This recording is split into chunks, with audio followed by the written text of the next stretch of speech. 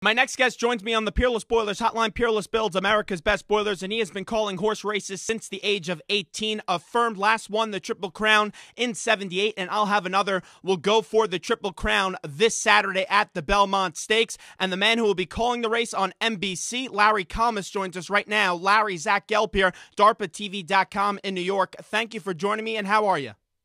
I'm doing great, Zach. Thank you for having me, and getting excited about what's going on here this week. Well, hopefully the race does go. I did read a report today as the early reports are emerging that there could be a possible labor strike. What is the latest, and is this race in jeopardy?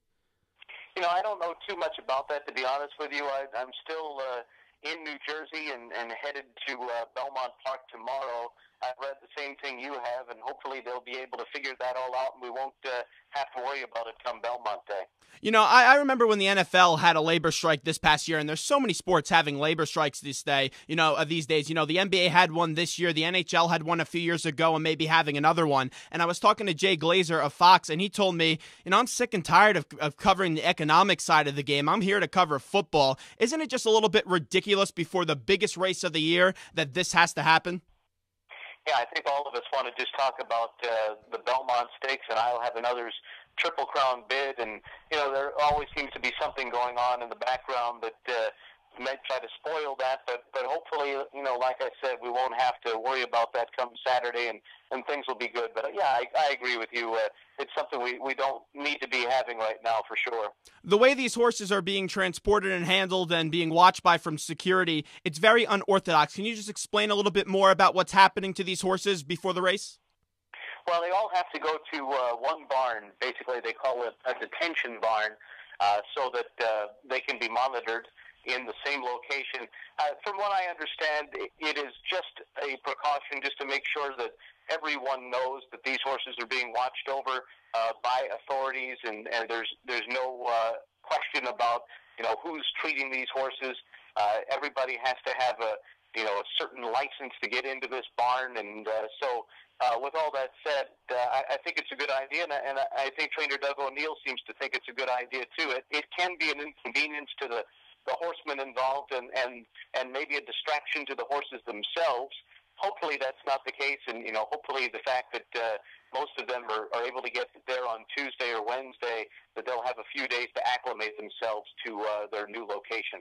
Doug O'Neill, he's under a suspension, 45 days in California. If O'Neill wasn't the trainer of I'll Have Another, do you think the way that these horses are being handled would be happening if someone else with more of a cleaner background was the trainer of I'll Have Another? Yeah, that's hard to say. I'm sure there's been speculation that part of the reason may be because of the issues that Doug has had in the past. I'd like to think that that's not the case. Agreed. And that it's just a precaution so that people know that these horses are all being treated properly and on the up and up, and that it's nothing related directly to Doug O'Neill. I don't think it is, and I certainly hope it's not. Do you believe the criticism of O'Neill from the public and the media is warranted?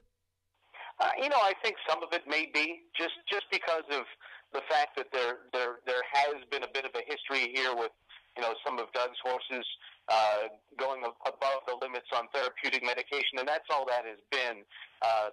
So that's one reason for sure. But otherwise, I think if you get to know Doug O'Neill, and to be honest with you, I haven't met him. I do want to meet him this week. But every indication to me seems like he's a pretty good guy. He's an excellent horseman, and he really takes care of I'll Have Another. And definitely I'll Have Another has never had any question marks about his past. So hopefully that, that people will put that aside. And if this horse wins, that all the talk will be about the celebration of a Triple Crown, and that's it. I heard John Sabini talking, who's part of the New York State Racing and Wagering Board, and he really said in regard to all the transportation and the way the horses are being dealt with, he said, unquote, it's not really a big deal. So from my take, from what you're saying, a lot of people are just blowing this out of proportion a little bit. I guess so. I'm not there, and I'm not a trainer, so I can't tell whether it's a big deal or not. I'm not one of those guys that has to see how the horses react to it or how inconvenient it is for them or the staff. On my end, I hope that it's not a big deal. We're talking to Larry Collmus, the voice of the Triple Crown on NBC and NBC Sports. And Larry, we've mentioned a lot of change of scenery. Can a little alteration of what the horse is usually going to, can that affect the way that I'll Have Another will run on Saturday? It's hard to say. I mean, he seems to be, from what we've seen in dealing with 165,000 people at the Kentucky Derby and more than 100,000 people at the Preakness Stakes, he seems to be as cool as a horse could possibly be. He's so calm and laid back that, that's a good sign that he probably will get into his new location and handle it just fine, because all indications have been that he doesn't seem to be one of those really high-strung animals that some of these thoroughbreds can be. He seems more like a cool customer, and so that's a good sign for him. How does this track run the Belmont Stakes compared to the other two races that he was in with the Kentucky Derby and the Preakness? Well, it's a different setup for sure. Belmont Park is 1.5 miles around. Both Churchill Downs and Pimlico are 1 mile around, so those races start at the top of the stretch, and you've got that long run into that first turn, whereas the Belmont Stakes starts at the finish line and goes one lap around, so there's not as long of a run into the first turn, but that's not as big of a deal because the turns at Belmont Park are so wide and sweeping that the battle for position into the turn is not that important. You can go a little bit wide at Belmont and get away with it. So one thing that will come into play is with this longer distance and over a racetrack that is a much bigger track, is how will Mario Gutierrez ride I'll Have Another, and will he be able to acclimate himself to the 1.5 mile racetrack? And he's going to be riding in the Brooklyn handicap at the exact same distance of 1.5 miles on the main track on Friday. Another horse for Doug O'Neill named Boxer de Roux, who's also owned by Paul Redham, and so that'll be a good test drive for him to get a feel of Belmont Park at that distance, and hopefully that'll be a big help. The thing that amazes me, and it's why the last month has been so exuberant, has been the way that this horse has run. It's been so resilient coming from behind after Bodemeister had some big leads, and then Bodemeister just couldn't end off the deal. And, you've seen this horse, I'll Have Another, be so resilient. If I was to tell you, let's say Saturday at about 7 o'clock when this race is long and over, that I'll Have Another came from behind and did it again, would you be shocked? Well, absolutely, I would not be shocked. I fully would think that he's got a better chance than any other horse in the race to do it. He won the Kentucky Derby. He won the Preakness. He's become the one to beat. He's going to have that target on his back, and he's expected to perform in the Belmont Stakes by many people. And yeah, I mean, this horse has unbelievable heart and a will to win. And I was one of those people that in mid-stretch in the Preakness thought, wow, this would be unbelievable if he could get up, because Bodemeister's had everything his own way, a slow pace, the lead by himself, and Bodemeister being the talented horse that he is, if I'll Have Another could run him down, that would just make him spectacular, and he did it, and they beat the rest of the field by many, many lengths, and Creative Cause, who was a distant third, is a very nice horse in his own right. So, yeah, I'll Have Another. It would not shock me at all, and I think it would be a fantastic moment if he's able to do it. Were you surprised that Bodemeister didn't elect to run in these Belmont Stakes? I guess the horse just had too much of it?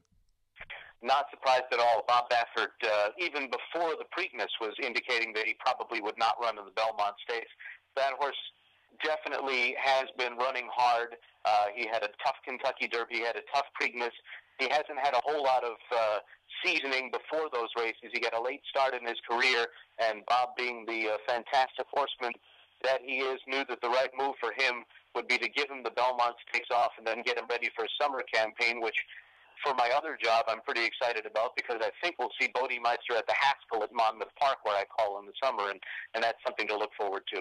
Zach Gelb here on DARPATV.com in New York, talking to Larry Collmus on the Peerless Spoilers Hotline. Peerless builds America's best spoilers. I'll Have Another looks to go for a Triple Crown this Saturday at the Belmont Stakes. And Larry, no Bodemeister in this race, just like we mentioned a few moments ago. Who is the biggest competition now for I'll Have Another come this race on Saturday? Well, what's pretty interesting is that without Bodemeister in there, you have to wonder who the pacemaker is going to be in the race. And the pacemaker might look just like Bodemeister, because it could be a horse named Painter, who is also owned by by Zayat Stables, the same owner as Bodemeister, trained by Bob Baffert, and ridden by Mike Smith.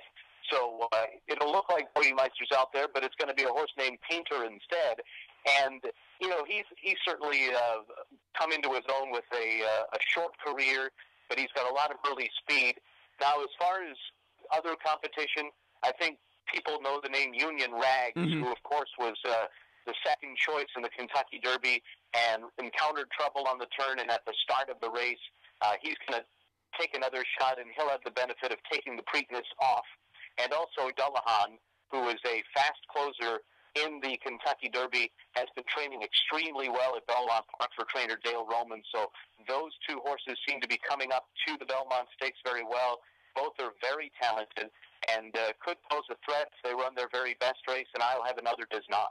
Now, I only usually watch 3 to 5 horse races a year. Obviously, the 3 big ones that we've seen in the past month and a half or so, and then whatever's on late night on TV when I'm flipping around channels on SNY and MSG. But, you know, you look at the talk from the trainers, especially like from Union Rag's trainer. Is that normal before a race to have so much chatter before such a big race at the Belmont on Saturday? I think so. I think a lot of these trainers of horses that are going to be in the race think a lot of their colts, and they really anticipate them to run very well in the Belmont Stakes, or they won't be there. You know, they wouldn't be in that spot if they didn't think they belonged. And, you know, some of these guys certainly, you know, want to tout their horses, or maybe they're getting a little bit tired of I'll have another getting all of the media, and, you know, that sometimes, you know, can promote guys from, you know, wanting to tout their own horse. We're talking to Larry Collmus. And Larry, 2 more questions right before we let you run. We all know that all the eyes are going to be on I'll Have Another come Saturday. From an announcing standpoint, have you thought about a winning call yet if I'll Have Another is to do the unthinkable and win the Triple Crown? Oh, absolutely. I think that's something that you have to do. You have to have something in the back of your mind, what you want to say if and when the moment happens. I'm not going to tell you what it is because we want to... I kind of figured that. Yeah, that's going to be something that, you know, hopefully the moment would happen where it isn't a very close finish and I'm able to say what I want to say. But you want to prepare a few things. You want to prepare if he wins, if he doesn't win, you know, things like that. So there's definitely a lot of preparation involved for a race like this. But at the same time, a lot of it gets thrown out, you know, when the race begins, and you just have to call what's going on. Well, luckily from you, from everything that I've read, that there's no horse that has the same similar name to I'll Have Another, like that YouTube clip that I saw of you last week of my wife knows everything and my wife doesn't know, because that would be a mouthful to go through that again if, let's say, if there was a horse that said I'll Have a Double or something like that. Yeah, we're okay with that. Those 2 horses ran against each other a couple summers ago. My wife knows everything and the wife doesn't know, and ran first and second, and we went viral that day on YouTube, so that was kind of fun. But, yeah, I'll Have Another doesn't seem to have any other names close. I guess the toughest pronunciation in the race might be a horse named Guyana Star Dweej. Say that again? Guyana Star Dweej. So, I've got that one in my head. I'll be okay with him, too. Larry, thanks so much for the time. I appreciate it. Enjoy the race on Saturday, and hopefully we get to see this Triple Crown. It would really be something. That would be something. All the best, Zach. Thank you.